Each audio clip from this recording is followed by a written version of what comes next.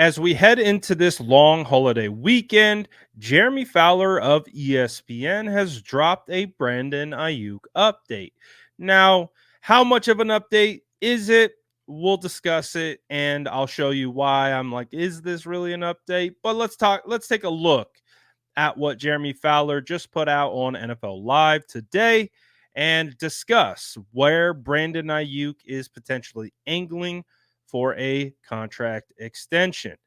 As you can see, ESPN's Jeremy Fowler reported on NFL Live that the 49ers are in talks with Aiyuk on a contract extension and that the Detroit Lions wide receiver, Amon Ra St. Brown, is an example of the pay range for Brandon Aiyuk.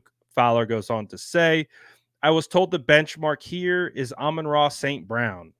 He got $28 million a year on a 4-year deal from Detroit. The goal appears to be to try to beat that.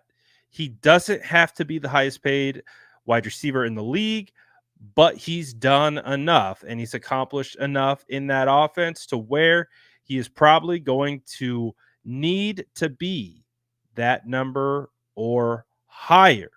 So this to me is not necessarily a surprise. I think we could all rationalize and kind of wrap our heads around this. We had done a report, I think it was 4 days ago. It was on the 20th, where we discussed the 49ers and Brandon Aiyuk being far apart, remember? And I had told you that I had heard some numbers and the way that I was seeing at it was like, oh, I'm not looking at it as it being far apart. In fact, I was kind of optimistic. Well, one of the numbers that I was hearing was that the target was $28 million per year on a 4-year deal. So far, that turned out to be correct. And again, I don't think a whole lot has changed. So instead of just like repeating to you what I'm perceiving the situation to be, this is what I said 4 days ago. Based on the information that I've received about this situation, and again, I'm not sitting here saying that I know everything that's going on, but I have heard some numbers. And based on the numbers that I have heard behind the scenes, there is a gap, but to me, in my perspective, it's a gap that can be closed. So when you hear Jeremy Fowler saying it's far apart, I think it all depends on your perception of where the 49ers currently stand right now in May and how we understand how the gap closes when you get closer to training camp. So this is the way that I'm interpreting what Jeremy Fowler has said. And again, this is going based on some of the information that I have seen about the contract negotiations. I do believe there's a gap right now. I don't think it's, they're like inching closer to the finish line and they could get this thing signed tomorrow. I don't feel like that's the case. However, kind of watching contract negotiations play out for other players, and the specific one that I rely on was between George Kittle and kind of where the gap was and what they were really trying to close and how it was kind of a battle towards the end. I'm going to sit here and say that I kind of perceive and I look at where Brandon Aiyuk currently stands with the 49ers here in May being eerily similar to where the 49ers were with George Kittle around this time. So my perception of this is, yes, they aren't necessarily close, but we also understand that time is the greatest incentivizer of getting deals done. And we know what that timeline is. It's training camp. So I don't want anyone, and this is the way that I'm perceiving it, is I don't want anyone to look at this and be like, oh no, the 49ers aren't going to get the deal done. They're dragging their feet. Unfortunately, whether we like it, whether we don't like it, this is just standard operating procedure for the San Francisco 49ers when it comes to negotiations.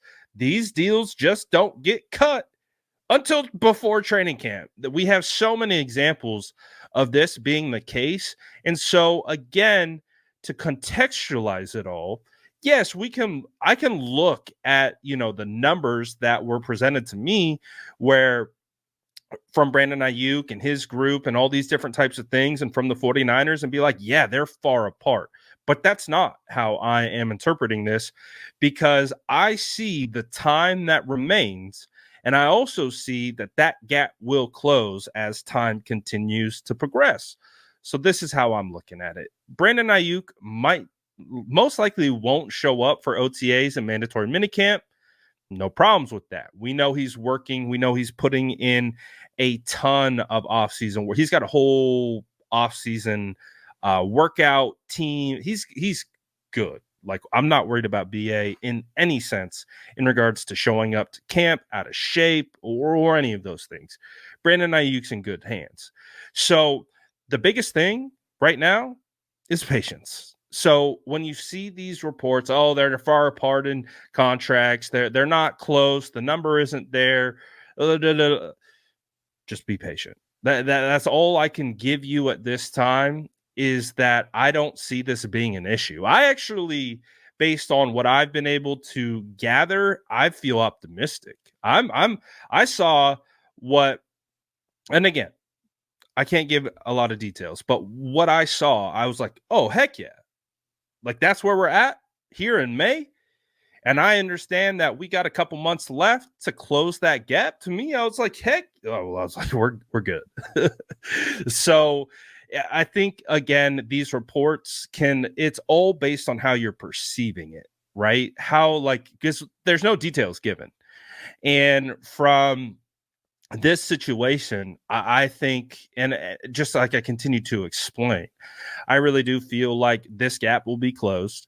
I feel like Brandon Aiyuk will get what he's rightfully deserving of. And I feel like the 49ers are going to get a top tier wide receiver one for years to come to pair with Brock Purdy. It's going to be a win-win.